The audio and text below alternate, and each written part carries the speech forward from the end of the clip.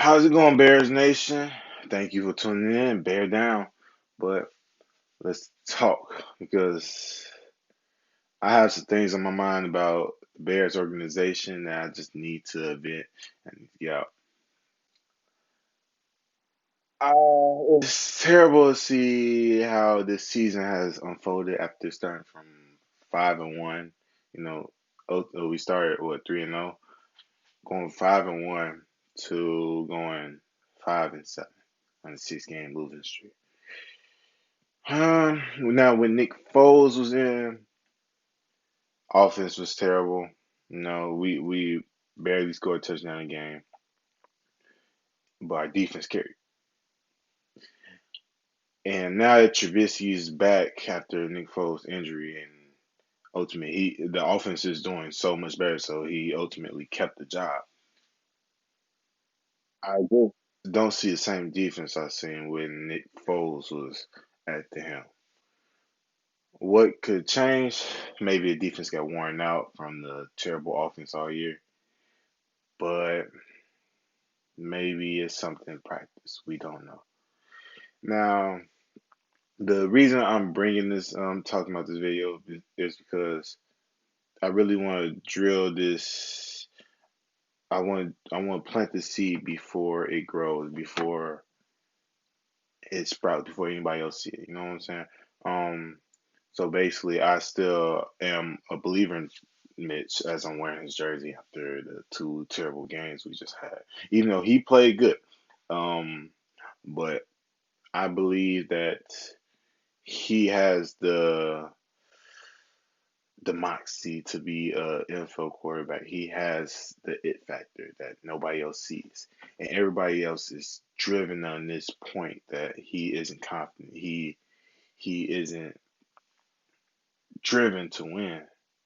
Um, he doesn't have the mechanics. He doesn't do this. He doesn't do that. Well, my opinion that is he still has to show me. But I believe I'm seeing growth in him in on his press conference. I'm a Mitch fanboy as you guys can tell by my videos. But Mitch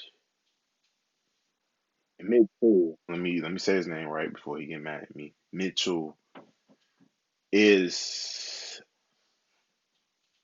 very underrated.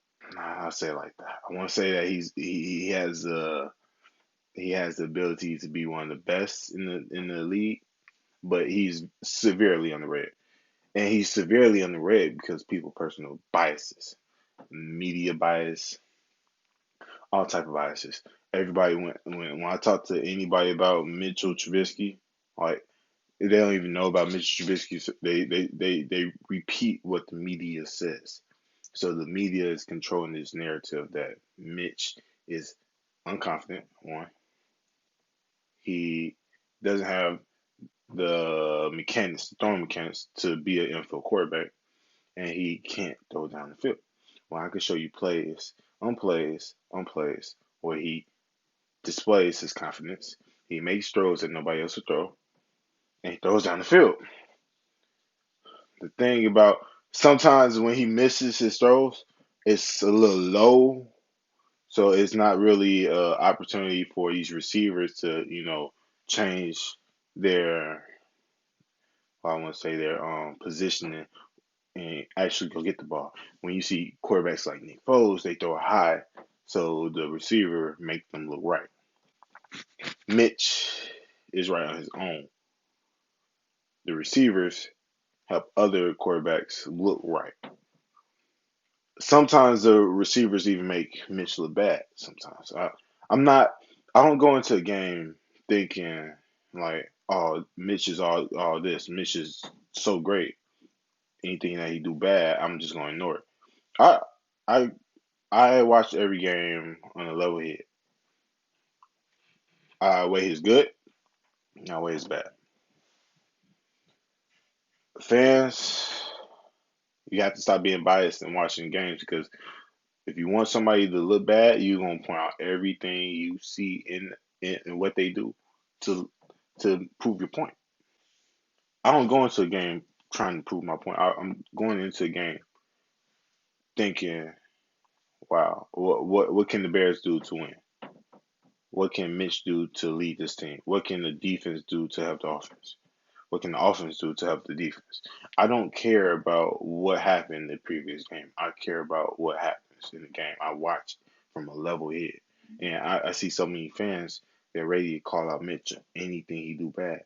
And it's just let's take that fumble to be the example. So Mitch, he played a relatively good game. In my opinion, he played a good game, a fair game. Um, they was moving the ball, and the run game was opened up. They moved the ball. Now, my problem with fans is getting mad at him on that fumble and pointing out that fumble so heavily where you forget all the good things he did in the game.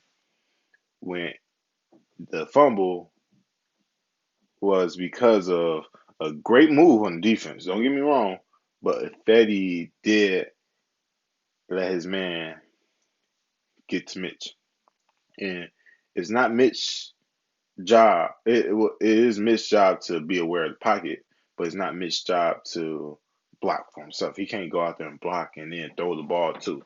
So if he does share the blame, and also the ball when the guy hit the ball down on the ground, if you go back and watch it, I might put up a video. We'll see. But if go back and watch it, if Eddie also tried to grab the ball went straight down. It went straight down and it kind of bounced. I don't know. I gotta rewatch the video, but it kind of bounced, and he hit the ball to where the defensive ends were. The rest of the Detroit line was. Trubisky, the first thing he thought of when he got the ball out of his hand, get the ball. It looked like it. That's I don't know. I'm not in his mind, but it like that's the first thing. He shouldn't drop the ball. He knows that, but he didn't really have a chance. It was a good defense play. So his first mindset, where he if you watch this video, this clip, is get the ball. But if Fetty hits the ball. So his chances of getting the ball slims to none, and that's what caused that horrible comeback. Because I feel like even if we punt the ball there, they have time, but the defense was playing so bad. I just don't know what happened to our defense. I think it had some factor to play that they were worn out. They was carrying for most of the season, and I do blame Matt Nagy for taking Mitch Trubisky out in the first place. And I called it. I was like, the Bears not even gonna win 3 games with Nick Foles. But it sucks being right when you seen the downfall of your team.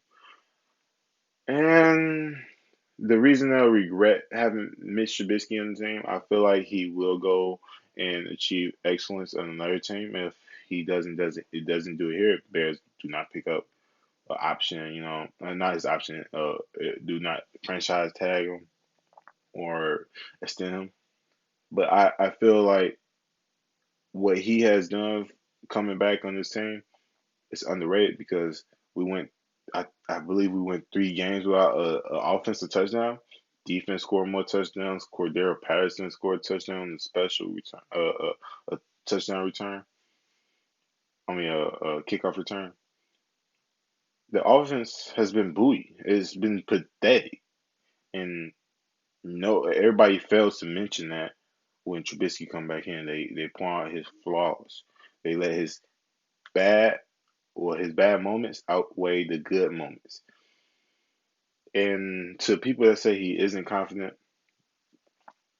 go back and look at the Detroit game. Look at the throws he make.